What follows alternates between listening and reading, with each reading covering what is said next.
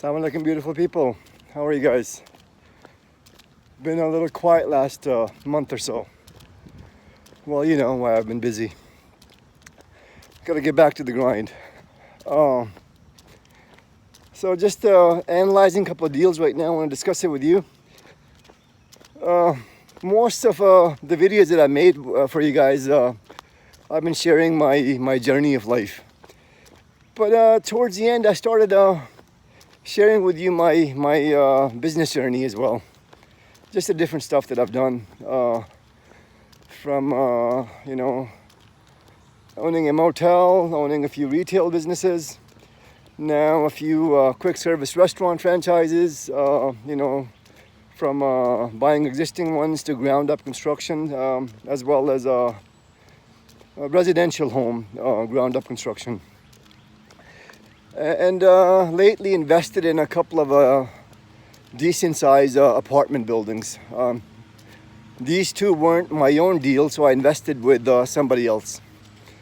Basically went around, these guys went around, raised capital, getting a pool of investors to take down larger deals. Kind of stuff that I like to be doing in the future. So I joined up, you know, just owning a very small part of it. One is a 174 unit in Carrollton here in the DFW area, and another is 354 units in Irving. You know, this last message that I had with you guys, where we started this quick service restaurant franchise out of state with a few partners. You know, we began and came to you know, screeching halt. A halt. Well, why? Because our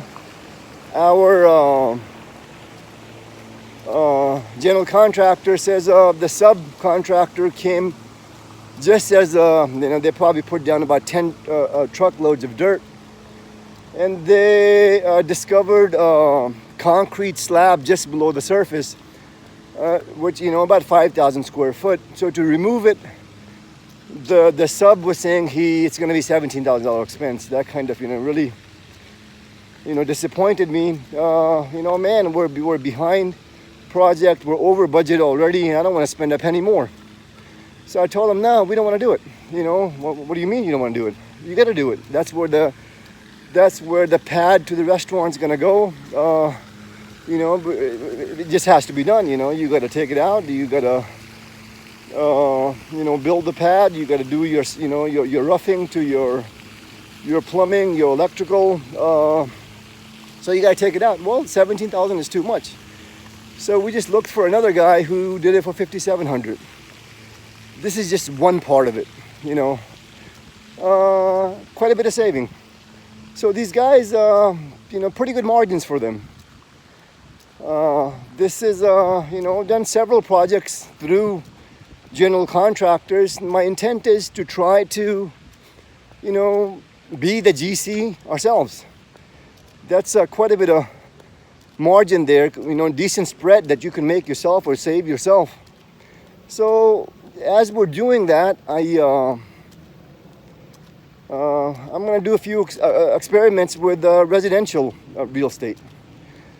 So, you know, I like those apartment complex. You really have economies of scale.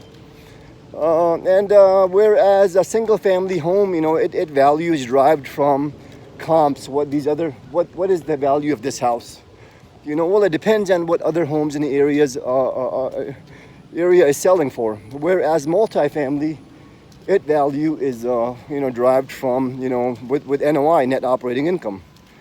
So our goal as investors is to, you know, you go in there, well, it depends on what kind of, you know, deal it is, whether it's value add or more of a yield play. Value adds are more interesting because, you know, a little bit better profit potential. And you go in, you know, from day one, you put money into the property, you know, increase the, you know, improve the curb appeal. And then, you know, on the inside, you know, you fix up the kitchens, the bathrooms, floors, whatever you need to do, so you could justify increasing the rents. You know, you increase the rents and control your expenses, thereby you increase the NOI. and so you increase the value of the building. I've really hesitated over the last 4 or 5 years. I've been wanting to be in the space. I feel like since I'm a value investor, I have to remind myself you can never time the market. I think I've been trying to do that, and so your investment funds are worth much more when you could buy them right. So now that I'm invested in a couple of deals, the market's about to fall. Seems like I may be the contrarian indicator for you guys. So a couple of smaller deals. I wanted to do a couple of homes too. Buy a few, rental rehabs, and possibly build one as well.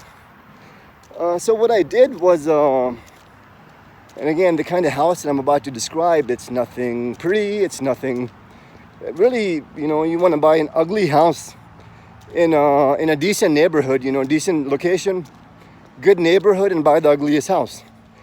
And, then the numbers crunch a little bit more. So this particular house I made an offer on last week. It's a 1940s house in a college town. It looks like, the girl who's going to school there, her dad bought it for her. And, I saw the inspection report, the kind of inspection report, most people would run away from. A lot of problems, foundation problems, termite problems. All of the plumbing needs to be redone. All of the electrical needs to be redone.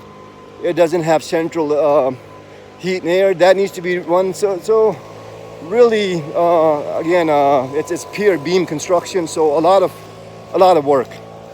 But again, us as investors or business people, we're problem solvers. Oh my goodness. You guys see that snake right there? I just made a video not too long ago. And that bad boy is sitting right there. I don't know if you guys see it or not, but I'm not going over there. Oh. So anyhow, we as investors look for those type of opportunities where retail buyers run away from.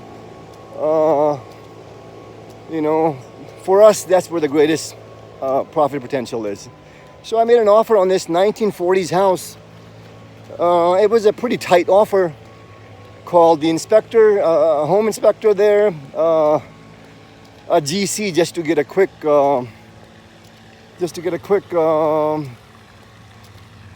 estimate on what it may cost.